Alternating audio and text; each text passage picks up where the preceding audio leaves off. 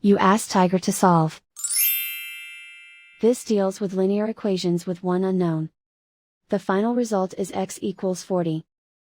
Let's solve it step by step.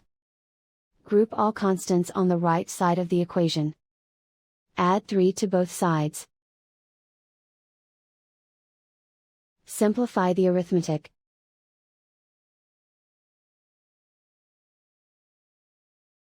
Isolate the x. Multiply both sides by 4. Group like terms. Multiply the coefficients. Simplify the fraction. Simplify the arithmetic. And so the final result is x equals 40.